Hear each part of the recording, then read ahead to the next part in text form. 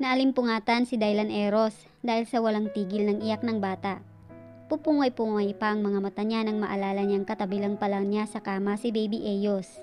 Napabangon siyang bigla at napasampal ng noo. Ay, ba't ba ako nakatulog? Tanong niya sa sarili. Saka siya yumuko at hinaplos ang ulo ng bata. Malakas ang pag-iyak nito. Nagwawala pati mga paa at kamay nito. What's the matter, buddy? Gutom ka na naman ba? Inambot niya ang tira nitong gatas sa bedside table at ipinadede rito. Subalit, tinabig lang ito ng bata at nagpatuloy sa pag-iyak. Nagkamot siya ng ulo. Dapat pala iniwan muna kita sa bahay. Mas marunong mag-alaga yung mga katulong dun kaysa sa akin eh. Kinarga niya ito at hinele-hele. Subalit hindi pa rin humihinto ang pag-iyak nito. Namimiss mo na ba mama mo? Ay, namimiss ka na rin niya. Huwag ka mag-alala. Ilalabas ko siya doon. Iuwi ko siya dito. Pinunas niya ang mukha nito habang patuloy pa rin ito sa pag-iyak. Namimiss ko na rin siya eh. Mahina niyang sambit. Ano bang? Tumigil siya nang may maamoy na hindi kaaya-aya. Ibinaba niya ang kanyang ulo at inamoy-amoy ang baby. Dumumi ka pala. Hindi mo naman sinasabi. Inilapag niyang muli si Baby Eyo sa kama at hinubaran ang baby ng shorts. Napatakip siya ng ilong nang buksan na niya ang diaper nito. Punong-puno nga ng dumi. Kaya ka ba umiiyak dahil dito? Ay, grabe ang bango. Teka lang. Tumayo siya. Hahakbang na siya nang ligunin niya ang bata. Diyan ka lang ha, huwag kang malikot. Sabi niya habang itinuturo pa ito bago niya mabilis na hinanap sa baby bag ni Skylight ang basang pamunas ng baby. Humugot din siya ng isang bagong diaper. Paspas din siyang bumalik at umupo sa ibabang bahagi ng kama. Mabilis niyang nilinis ang pang-upo ng bata kaya humupa na rin ang iyak nito. Ay, next time, sabihin mo pag tumae ka ha, huwag kang iiyak. Ang tunay na lalaki hindi dapat umiiyak. Ilang sandali niyang pinigil ang paghinga bago siya muntik nang dumura doon mismo sa kama ni Skylight. Kumuha siya ng bagong basang tissue at ipinunas iyon sa kanyang muka. Nabasa ng tumilamsik na ihi ng baby. Oh, what a talent, buddy. May problema ka ba sa mukha ko? Tanong niya. Ngumiti siya at umiling-iling na lamang habang ang bata ay tumitig sa kanya. Ginagawa mo ba yun sa kay mama? Huwag ha. Ang ganda-ganda ng mukha niya tapos dudumihan mo. Huwag talaga. Bad yun. Teka, paano ba to? Nahirapan siyang isuot ang bagong diaper sa baby. He struggled for a matter of time. Sa huli, naayos din niya. Nang makarga na niya ito, muli ay saka naman na ring nag-ring ang kanyang cellphone. Umupo siya sa kama, hawak ang bata at hinugot ng isang kamay niya ang cellphone niyang nasa bulsa ng kanyang shorts. Ang lawyer ni Skylight ang caller. Mr. Madrigal, gising na raw si Quintores. Dadalo siya sa susunod na trial. Second day of court trial. Katabi niya si Skylight sa harap ng kaliwang row ng mga upuan.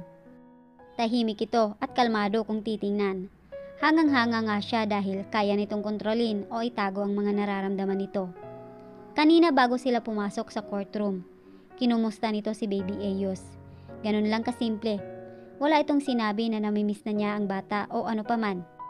Kahit nung magkita sila sa labas ng stepsister at daddy nito, hindi siya kumibo. Nagalit o nagbitaw ng mga salita. She can keep her emotions so well. Nakakangiti pa rin ito sa kabila ng mga nangyayaring hindi maganda. Mr. Quintores, maaari mo nang simula ng paglalahad ng mga naaalala mong nangyari bago ka nawala ng malay nung Biyernes ng gabi sa Lee Garden Inn. Pagsisimula ni attorney magsaysay. Nag-focus si Dos sa harap. Sa ex-boyfriend ni Skylight na biktima sa kasong kasalukuyang nalilitis noong araw na iyon. Narinig niya kay attorney Francisco na ayon sa medical records nito, wala naman itong naging problema sa ulo kaya kampante siyang malinaw sa alaala nito ang mga nangyari. Kampante siya na sasabihin nito ang totoo. Pagkatapos niyang tumitig sa harap, habang hindi pa nagsasalita ang biktima, lumipat ang tingin niya sa katabi niyang babae. Maya-maya pa'y naisipan niyang hawakan ang kamay nito. Nakita niya ang bahagyang pagkabigla sa mukha ni Skylight. Subalit nang tumingin ito sa kanya, ngumiti ito. Ngumiti ito nang may kapanatagan. Nginitian niya ito pabalik, tsaka na sila tumingin sa harap. Nagsimulang magkwento si Kin. Lumabas ako sa exit door dahil nakita kong lumabas doon si Skylight. Curious lang ako kung bakit siya nagpunta roon kaya ako sumunod. Tapos nakita ko silang nag-aaway ni Adrian sa tapat ng hagdan. Naghihilaan sila ng buhok kaya mabilis akong lumapit upang awatin sila. Binulyawan ako, tapos itinulak. Hindi ko napansin yung baitang ng hagdan. Nawalan ako ng balanse. Huli na upang humawak pa ako sa railing kaya ako nahulog. Natatandaan mo ba kung sino kina Skylight at Adrian ang nagtulak sa'yo? Tanong ni Attorney Magsaysay. Naningkit ang mga mata ni Dos at nagduda ang kanyang muka nang natagalan si Kin sa pagsagot. Ilang beses pa niya itong napansin na humugot ng malalalim na hininga. Masyado na kasi mabilis ang pangyayari. Hindi ko na napansin kung kaninong kamay yung nagtulak sa akin. Sagot ni Kin. Yung sumigaw bago ka nahulog, naalala mo ba kung sino? Huminga itong muli ng malalim, tsaka nito hinawakan ang noo. Hindi ko masyadong malinaw sa isip ko. Yumuko ito hawak ang ulo, tila ba ay sumasakit. Naramdaman ni Dos na humigpit ang kapit ng kamay ni Skylight sa kamay niya. Alam niyang nagpipigil ito ng galit ng mga oras na iyon. Pinisil niya ang kamay nito ng marahan. Dismayado siyang lumabas ng courtroom. Natapos ang pangalawang araw ng hearing pero wala man lang nangyari. Ibabalik na naman ng mga pulis sa presinto si Skylight. Uuwi na naman siyang mag-isa. Dismayado siya. Kahit anong gawin niya, kahit mag-hire pa siya ng mga private investigators upang mangalkal sa kaso, hindi rin yata uubra. Mukhang natakpan na ng maayos ni Adrian Ong ang lahat ng mga putas na dapat nitong takpan. Napasandal siya sa dingding na katabi ng pinto ng courtroom. Nakapangako pa naman siya kay Baby Ayus na may uwi na niya ang mama nito ngayong araw, subalit palyado na naman. Bumuntong hininga siya. Nakahanda na siyang umalis roon nang makita niya ang paglabas ni Attorney Magsaysay mula sa courtroom. Nauna ang nakalabas sina Adrian Ong, kaya sigurado siyang mag-isa na lang ang lawyer. Kinuha niya ang pagkakataong iyon upang makausap ang huli. Attorney Magsaysay. Tawag niya rito. Huminto ito sa paglalakad at nilingon siya. Humakbang naman siya upang malapitan ito. Pansin ka ah. Hindi mo na ba ako naalala? Nakangisi niyang tanong. Lumapit pa siyang hanggang sa isang hakbang na lang ang kanilang agwat. Nagpakawala ito ng malalim na hininga. Dailan Eros Madrigal. Anong may paglilingkod ko sa'yo? Mahinahong tanong nito. Yumuko si Dos. Tiningnan niya ito, tsaka siya muling ngumisi. Yung babaeng akusado. Magiging asawa ko siya. Narinig ko nga. Wala siyang kasalanan. Alam kong alam mo yun. Wika niya sa mariing tono. Dos, trabaho kong idepensa ang kliyente ko. Kung anong bersyon ng kwento ni Adrian, yun ang paninindigan ko. Hindi sapat ang ebidensyang nagpapatunay na ang kliyente ko ang may kasalanan, kaya wala akong magagawa kundi patuloy siyang ipagtanggol. Muli siyang ngumisi. Nakalimutan mo bang pangarap kong maging katulad mo, attorney? 2 taon din akong nag-aral ng law. Hindi matutulungan ng isang lawyer ang kliyente niya kung hindi niya maririnig ang katotohanan mula rito. Kailangan muna niyang malaman kung nasaan ang gusot bago niya iyon plantsahin. Kailangan muna niyang matagpuan ang butas bago niya iyon takpan. Attorney, si Skylight, naghihintay sa kanyang baby niyang magta3 buwan gulang pa lang. Kung may konsensya ka, hahayaan mo bang makulong ang inosenteng ina ng isang walang kamuang-muang sanggol? Sa pagkakaalam ko, kakapanganak pa lang din ang asawa mo sa first baby ninyo. Subukan mo kasing isipin ang sarili mong naroon sa kalagayan ni Skylight. Kung may konsensya ka, hindi mo iisipin ang maidadagdag sa kita mo. Kung may konsensya ka, pangahawakan mo ang mga bagay na ipinaglalaban ng bawat lawyer. Totoong hustisya. Humakbang siyang muli at inilapit niya ang mukha niya sa gilid ng ulo nito. Huwag mo sanang kalimutan kung bakit at paano ka nagkaroon ng lisensya at titulo. Tiningnan niya muna ang tulalang mukha nito bago siya umalis. Nang makaliko na siya sa isa pang hallway, sinigurado muna niyang walang ibang tao roon bago siya nagpakawala ng hiningang malalim. Para siyang nabunutan ng isang malaking tinik sa katawan. Hindi niya alam kung saan nanggaling ang mga salitang binitawan niya sa harap ni Attorney Magsaysay. Nanibago siya sa kanyang sarili. Sa loob ng selda. Anong kaso mo? Tanong ng isa sa mga kapwa niya detainees. Ngumunguya ito ng chicharon na galing sa bisita nito noong nagdaang araw. Pangatlong araw na ni Skylight sa selda at kahit papaano ay naging komportable na rin siya sa loob. Nang chap-chap ka ng aso, no? Mausisang tanong ng isa pang nakikiakain ng chicharon. O nakabundol ka ng pusa sa National Highway. Kuro-kuro naman ang chismosang Amazona na nakadukwang mula sa itaas ng kama. Ay, alam ko na. Bumangis-ngis ang pang-apat na babae. Nagnakaw ka ng pagkain ng baboy sa kapitbahay nyo. Matinis nitong pahayag. Ay, nakaka-hurt ka naman, manang. Singit ng matabang ngumunguya ng chicharon. Tangi, nagnakaw yan ng poster ng K-pop sa Korean restaurant. Tingnan mo nga ang itsura, oh. Kumukorean.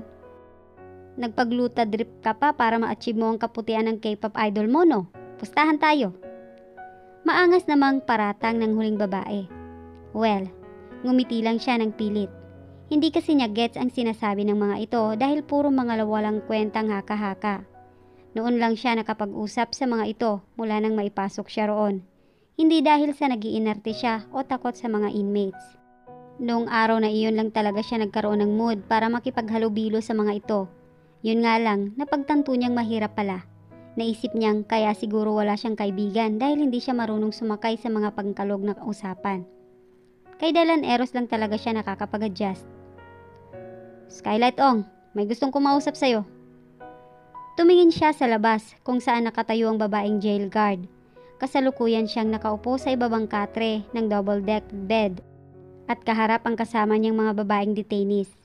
Mabilis siyang tumayo nang mabuksan na ng jail guard ang rehas na pintuan. Inilag nitong muli iyon nang makalabas siya. Sumunod siya sa paglalakad hanggang sa makarating sila sa visitors area. Akala niya si Dylan Eros iyon o ang kanyang lawyer kaya na-excite siyang ng kaunti. Ngunit nawala ang kanyang galak nang tuluyan niyang malaman kung sino iyong dumalaw. Naging malamig ang kanyang facial expression nang magkaharap na sila ni Kin. Umupo siya sa harap nito. Bakanting mesa ang pagitan nila. Ibinulsa niya ang kanan niyang kamay sa kulay orange niyang pantalon at inihandaan kanyang pandepensa. Tuwid na tuwid ang kanyang likod.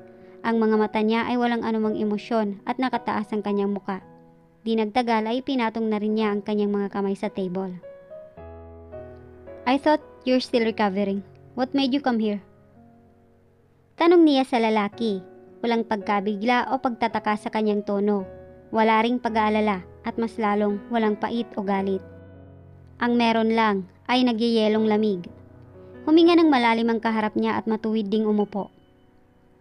Gusto kong makipag-areglo. Straightforward nitong sagot. Areglo? Pumilig ng bahagya ang kanyang ulo at ngumisi din siya ng bahagya. Ako dapat ang nagsasabi niyan, di ba? Ako ang akusado, unless you're acknowledging that what happened isn't my fault at all. Wika niya. Kilala niya ito. Batid niyang kahapon habang kine-question ito sa trial. Umaarte lamang itong masama pa rin ang pakiramdam. She didn't get it why he had to act like that. Hindi na nga siguro niya dapat ito pagkatiwalaan pa. Skylight, I'm sorry. You're sorry? For what? Siya na itong napabuga ng hangin. Alam mo, di ba? Malinaw talaga sa isip mo. Pero hindi mo sinabi ang totoo. You acted like you can't remember clearly para pagtakpan si Adrian. Sky, I'm here to give you a choice. Sabi nito sa maharahang pamamaraan na para bang nakikipag-usap ito sa isang bata. Otomatikong naningkit ang mga mata ni Skylight. Sa final trial, uupo ulit ako sa courtroom at sasabihin ko ng totoo. That it's not you who pushed me but Adrian. And what happened after that was totally an accident. Makakalabas ka na rin dito bukas na bukas din. Makakasama mo na ang anak mo. Anong kondisyon mo? Mabilis niyang tanong. Base sa una niyang narinig na pahayag nito, alam na agad niyang meron itong kapalit. He just said that he was there to give her a choice. Sandaling hindi umimik si Kin. Sandali itong tumitig sa kanya upang siguro ay mag-isip ng mabuti. Tsaka niya nakita ang kaseryosohan sa mukha nito. Makipagbalikan ka sa akin, Skylight. Pasimple niyang kinagat ang loob ng ibabang bibig niya nang marinig iyon, upang magpigil ng galit. Mabilis na kumulo ang kanyang dugo at naramdaman din kaagad ang pag-init ng kanyang ulo. Subalit pinigilan niya. Kung yun lang din naman ang kanilang pag-uusapan, mas gugustuhin niyang huwag na lang iyong humaba pa. That's not something to be arguing about. Alam kong wala ka naman talagang nararamdaman sa lalaking yun. Ginagamit mo lang siya bilang panakip butas. Skylight, alam kong ako pa rin. Nang subukan itong hawakan ang kanyang kamay, mabilis siyang tumayo at ibinagsak niya ang mga palad niya sa ibabaw ng mesa. Tumitig siya ng taimtim sa lalaki upang makita nito na seryoso din siya. Wala sa bokabularyo ko ang salitang panakip-butas. Hindi ko rin kailangang magbaba ng pride para manalo. Nagpakita siya ng madilim na muka. Hindi kita kailangan. Tinalikuran niya ang lalaki at bumalik siya sa selda ng nakataas ang noo. Pagdating ng hapon, tinawag ulit siya ng jail guard dahil may bisita siyang muli. Malaki ang ngiti niya nang sa wakas ay makita na niya ang pamilyar na likod ng isang lalaking nakaupo kaharap ang sina Melvin at Atty. Francisco. Nginitian niya ng ubod tamis si Dylan Eros nang tuluyan na siya nitong lingunin.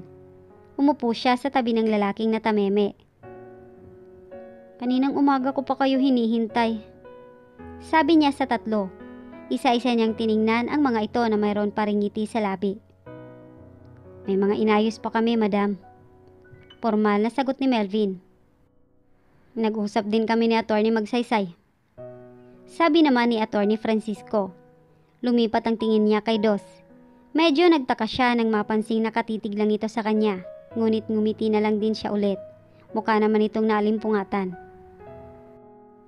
Okay ka lang ba? Siya dapat ang magtatanong niyon kay Dylan Eros. Subalit naunahan siya ng huli. Tumango siya at nagpamalas na naman ng ngiting maganda. I have never been this fine in my whole life. Sagot niya na walang kahalong pagkukunwari. She was genuinely smiling. Gusto niyang ipakita na masaya talaga siya, na hindi lang niya ginagawa iyon upang pagaanin ang loob ng mga kausap niya. Ba't ka masaya? May nangyari ba? Tanong ni Dos. Halatang nagtataka ang itsura nito. Napatawa siya. Naisip niya siguro kaya ito nagtataka ay dahil paminsan-minsan lang siya nitong nakikitang ngumiti o tumawa. Umiling siya at saka ito tinitigan. Kailangan ko ba ng rason para maging masaya? She beamed, then she looked at the two other guys. Nakakalungkot isipin na ibang tao pa ang tumutulong sa akin sa halip ng mga kamag-anak ko. But I'm glad that you are all here for me. Kaya ako masaya kasi andito kayo. Bumalik ang tingin niya sa katabing lalaki. Nahuli na naman niya itong nakatitig ng mabuting-mabuti sa kanya. She's truly happy because of Dylan Eros. Hindi niya ito kaano-ano kung tutuusin. Binili lang niya ito para maging katuwang sa bahay. Ngunit hindi niya lubos akalaing malaki ang maitutulong nito sa kanya. Hindi niya akalaing buong puso itong tutulong sa kanya at hindi napipilitan. At lalong hindi naghahangad ng anumang gantimpala. Ramdam niya ang senseridad ng pagbibigay nito ng tulong. Nakangiti pa rin siya. Masyadong malalim ang kanyang iniisip kaya hindi niya namamalayang palapit ng palapit ang mukha ng lalaki sa kanya. Nakakita siya ng spark sa paligid ng mukha nito. Pero hindi niya iyon alintana. She likes to watch those sparks flying through the space between them. Tumitibok ng malakas ang dibdib niya, ngunit hindi rin niya iyon pinapansin. May narinig siyang tumikhim. Naglaho yung sparks at tumigil din ang mukha ni Dos sa paglapit sa kanya. Nahimasmasan siya. Sa wakas, napansin na rin niya kung gaano kalapit ang mukha nito. What are you doing? She actually asked in soft tone. Kunwari walang sparks. Kunwari walang nagwala sa kanyang tiyan. Kunwari, chill lang siya. Huh? Nanlaki ang mga mata ni Dylan Eros. Ilang saglit itong napatunganga bago nagsabi ng hindi kapanipaniwalang dahilan. Tinitingnan ko lang yung nunal mo. Pasimple nitong itinuro ang nunal sa tabi ng labi niya. Mas maganda pala pag nakita ng malapitan. Maganda. Tumango-tango ito habang lumalayo ang ulo nito sa kanya. Umupo ito ng matuwid at tumikhim rin ng gaya ng ginawa ng isa kina Melvin at Atty. Francisco. Napansin din niya ang nakakatuwang pagsulyap nito sa kanya, tsaka ito biglang umiwas ng tingin. Lihim siyang napangiti. Final day of court trial. Sa araw na iyon, malalaman kung guilty o not guilty ang hatol ng korte kay Skylight. May nararamdaman siyang kaba, ngunit kaunti lamang iyon. May nararamdaman siyang takot, ngunit para iyon sa magiging reaksyon ng kabilang panig pagkatapos ng trial. Mas nangingibabaw pa rin ang pag-asa niyang maipapanalo ng kampo nila ang kaso. Mananaig ang hustisya. Nasa harap siya at kasalukuyang kune-question ni Atty. Magsaysay. I was given the chance to talk to Quintores yesterday. Binisita niya ako sa presinto. Pagsisimula niya nang sabihin ng lawyer na maaari siyang maglahad ng mga karagdagang impormasyon. She won't overlook the opportunity. Malaking tulong sa paglaya niya ang ginawa ng ex-boyfriend nung araw, bago ang araw na iyon. Malas lang nito. Sabi niya, nandun siya upang bigyan ako ng choice. Anong klase ng choice ang sinabi niya? Tanong ni Atty. Magsaysay. Nasasabihin niyang totoo, na hindi ako ang may kasalanan sa nangyari kundi si Adrian. Ang sabi niya, ngayong araw makakauwi na ako at makakasama ko na ang baby ko. Sa isang kondisyon. Anong kondisyon? Muling tanong ng lawyer. Huminga si Skylight at panandaliang sumulyap kay Kin, na kasalukuyang nakatingin sa kanya ng masama nung mga oras na iyon. She ignored it and answered the lawyer's question formally. Makikipagbalikan daw ako sa kanya. Pagkasabi niya niyon, may biglang tumayo roon sa mga upuan sa baba at sumigaw. You are really a certified liar, Skylight. Bawiin mo yung sinabi mo. Hysterical na reaksyon ni Adrian. Skylight didn't give a thing, ni hindi siya tumingin roon sa babae. Tuwid na tuwid ang pagkakaupo niya at tanging dibdib niya lang ang gumagalaw. Wala siyang pakialam kung magwala pa ang kanyang stepsister. Ang mahalaga, sa kanilang dalawa, siya ay yung nagsasabi ng totoo. Nang maawat si Adrian ng mami at daddy nito, si Quintores naman ang nilapitan at tinanong ng lawyer. Totoo ba ang pahayag ng akusado, Mr. Torres? Nanatili siyang kalmado kahit na sigurado siyang hindi aamin ng lalaki. Nung mga oras na iyon, nagsisi na siya kung bakit pa niya ito minahal. Nagsisi na siya dahil hinayaan niya itong makapasok sa buhay niya at pinanatili ito roon ng mahabang panahon. Hindi yun totoo. Gaya ng kanyang inaasahan, mariing itinanggi ng lalaki na totoo ang kanyang pinahayag. Hindi siya kumibo subalit nakakuyom ang kanyang mga kamay. Bakit hindi na niya kilala ang totoong kulay nito ng mas maaga? Hindi sana sila humantong sa ganoong sitwasyon. Binalikan siya ng lawyer at muling kinausap. Skylight Ong, hindi papakinggan ng korte ang isang istorya na walang patotoo. Anong katibayan mong kagaya nga ng sinabi mo ang napag-usapan ninyo ni Mr. Torres? Tinitigan niya ito ng mabuti. Malapit na siyang maubusan ng pasensya. At kating-katin na rin ang mga paa niyang umuwi upang makasama na ang kanyang anak. Hindi na siya papayag na humaba pa ang hearing ng kasong ito. Tumingin siya kay Dylan Eros. Tinanguan siya nito, pagkatapos ay lumapit ang tingin niya sa katabi niyang si Atty. Francisco. She gave him the signal na nakuha naman ito agad-agad. Tumayo ito at naglakad palapit sa prosecutor's desk. Iniabot nito ang isang ballpen doon, ngunit hindi lamang iyon isang pangkaraniwang panulat lamang. Skylight owns that pen. Ibinigay iyon sa kanya ni Dos nung pangalawang araw niya sa presinto. It's not just an ordinary ballpen. It's an audio recording pen. Nai-record ng ballpen na iyon ang pag-uusap ni Quintores at Skylight sa visitors area ng municipal jail. Sabi ni Atty. Francisco. Your Honor, maaari na ba nating pakinggan? Sige. Sagot ng judge. Nang magsimula iyong mag-play, napatingin si Skylight kay Kin at nakita niyang naninigas ang panga nito. Nagngingit-ngit sa galit ang mukha nito, napangisi siya sa naisip. Nang magsawa siya sa pagtitig kay Kin ay lumipat naman ang tingin niya kay Adrian, na may pareho ring facial expression. The only difference is, she looked like she's about to cry while listening to Kin's praises through the audio speakers. Anyway, deserve nito iyon. Deserve nitong maramdaman ang sakit na naramdaman ni Skylight noong agawin nito si Kin sa kanya. Adrian deserves more than that and more. Muling may inabot si Attorney Francisco sa prosecutor. Isa naman iyong maliit na flash drive. Hindi totoong hindi gumagana ang mga CCTV sa fire exit area ng Lee Garden Inn. Nilalaman ng flash drive na iyon ang footage na nakuha mismo ng CCTV sa lugar kung saan na-aksidenteng nahulog si Mr. Quintores. Your Honor, maaari na ba nating i-play? Tumango ang judge. Maya-maya pa ay binaba ang widescreen at pinatay ang mga ilaw sa harap ng courtroom. Pagkatapos ng ilang sandali, lumitaw sa screen ang dalawang babae. Malinaw na nakikita ang mga mukha ni na Skylight at Adrian. Sa video, makikitang paalis na si Skylight nang hatakin ni Ann ang buhok niya. Lumabas siya at hinila rin ang buhok nito. Kasalukuyan silang nagsasabunutan nang dumating si Kin. Sinubukan nitong awatin ang dalawa.